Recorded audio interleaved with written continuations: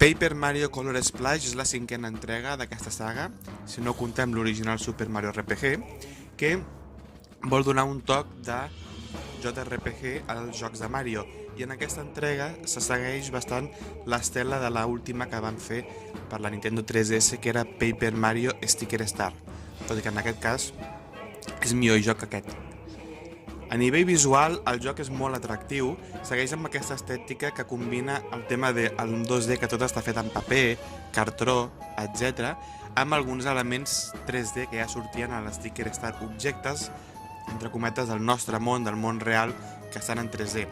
És un joc molt colorit, amb una gran varietat d'escenaris i bastant detallats.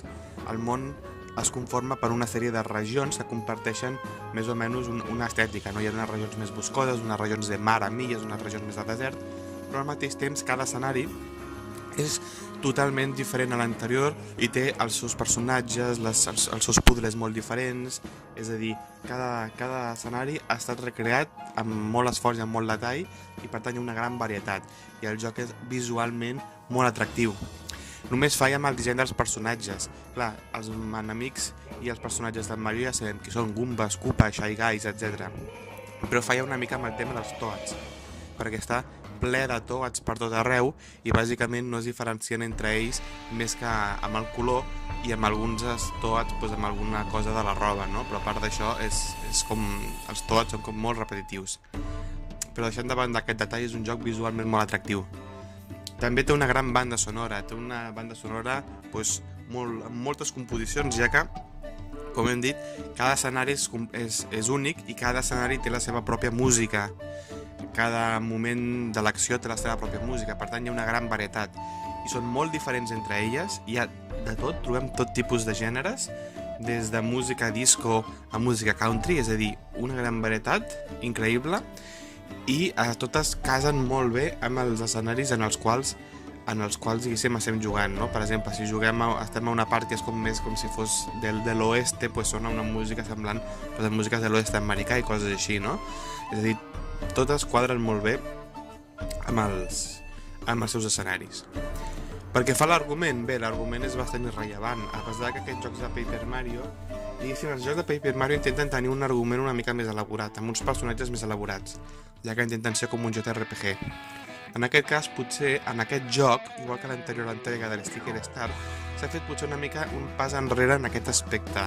No és un joc tan RPG com ho eren els originals. Per tant, la història en aquest sentit és una mica fluixa. Nosaltres rebem una carta d'un regne, que és un regne que es diu Prisma, la illa Prisma, que és un regne on hi ha unes estrelles que proporcionen color, pintures de colors, no? I el país és molt colorit i tot això. I què passa? Arriba el Bowser allà i l'arma i roba les estrelles i la lia i envia els seus Shy Guys a que xupin la pintura de tothom.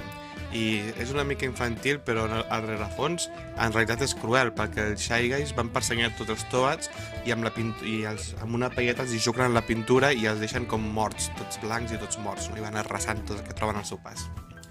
I bé, el nostre objectiu serà tornar-li el color al país, tornar a recuperar la pintura, recuperar les estrelles i acabar amb el Bowser, no? Solucionar tot l'enredo. A nivell de jugabilitat, bé, la jugabilitat bàsicament ens presenta un món amb escenaris diferents en el que nosaltres no anem avançant de manera lineal com els primers Mario RPG, sinó que tenim el clàssic món de Mario amb tots els escenaris i nosaltres quan completem un tenim un altre disponible en el mapa del món, no? Aquí moltes vegades a cada escenari hi ha una, dos o tres o quatre estrelles que podem aconseguir en l'escenari. Cada estrella que agafem després ens desbloquejarà un altre escenari, de manera que no sempre hem de seguir un mateix camí. A lo millor podem desbloquejar dos escenaris totalment diferents i escollir quin volem anar. Hi ha una certa llibertat a l'hora de moure'ns pel món, no? I bàsicament ens anirem movent pels escenaris.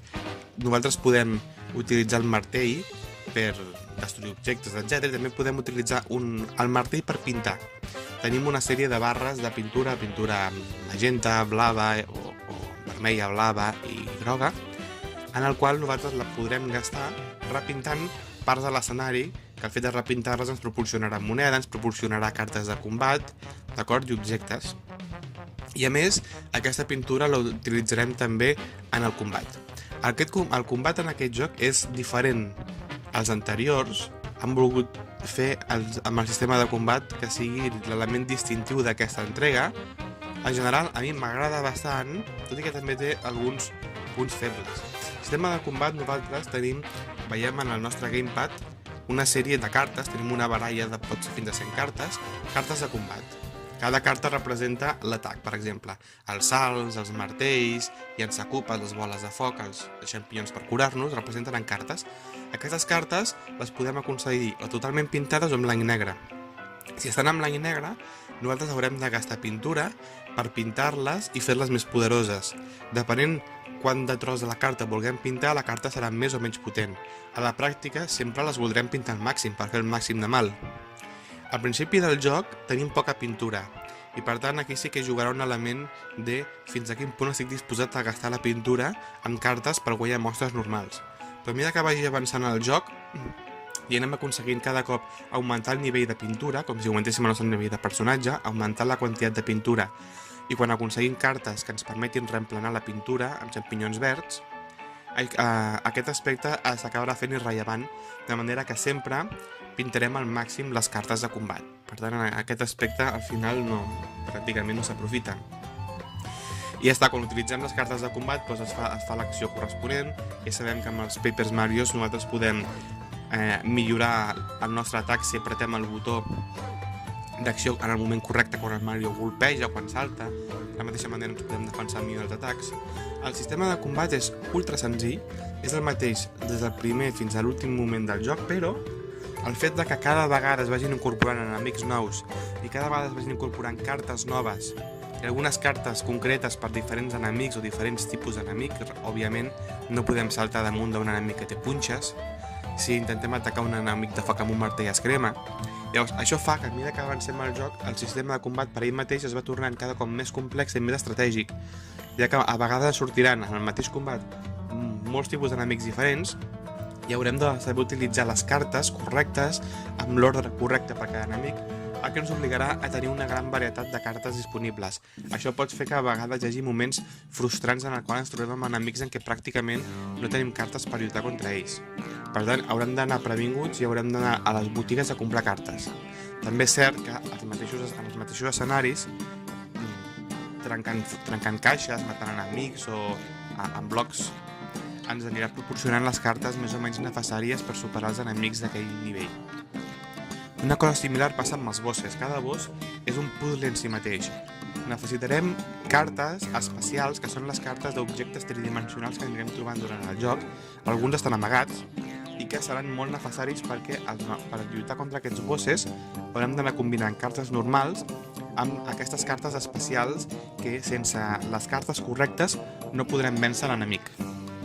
Per tant, té aquest nivell de puzzle i d'estratègia que fa que cada vegada que lluites contra un boss no ho hagis de pensar bé i alguna que altra vegada és possible que haguem de recórrer a la guia del joc perquè moltes vegades no queda gens clar quines cartes hem de fer servir per lluitar contra l'enemic. De la mateixa manera, hi ha una eina una mica estranya, jo crec que això no és una cosa ben implementada, que a vegades haurem de retallar l'escenari per poder accedir a llocs que no hi podem accedir. Llavors, hi haurà determinats moments en escenaris en què haurem de buscar zones en les quals el paisatge, els objectes de l'escenari formin unes línies rectes molt clares, en teoria, i en aquell moment podrem fer servir una acció per retallar el món i entrar en un món, diguéssim, dimensional diferent i accedir al lloc. Això dona un plus de dificultat en superar alguns escenaris i moltes vegades no està gens clar on hem de fer servir aquesta eina de retallar i ho anirem provant per tot arreu. Per tant, això també és una cosa, diguéssim, que no ha acabat d'estar... És una bona idea, però no ha acabat d'estar ben implementada. Globalment és un joc molt interessant.